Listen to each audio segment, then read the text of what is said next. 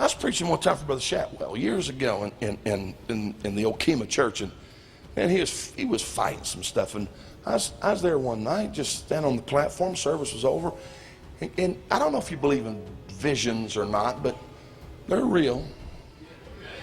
And God just showed me a little something, and I mean, just boom, there it was.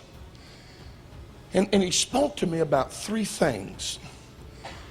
He talked about, well, I have to be careful I say this, about midwife and three things that you need to watch for in the end time. One of those was, he says, like toxemia that gets in the body. He said, and this poison that gets into the body of Christ is worldliness. It's an infection that runs through the body and causes the child to be affected when it's born. He said, the other thing I want to warn you about is abortion, spiritual abortion. He says, it's always fun to conceive a child, but you got to take care of it. You got to bring it to full term. And he said, a lot of churches, they'll conceive in a revival atmosphere, but they do not want to carry the child to full term, and they get distracted and they abort it.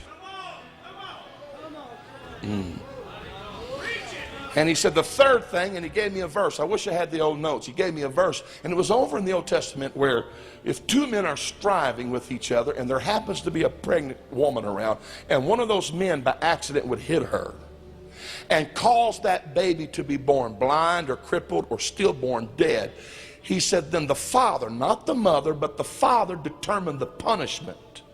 And he could ask eye for eye, limb for limb, or life for life. And he said, when you get a fighting spirit on you and you go to fighting and the church is heavy with revival, and you hit her and cause something to happen to that revival, he said, it's not the church that determines your punishment.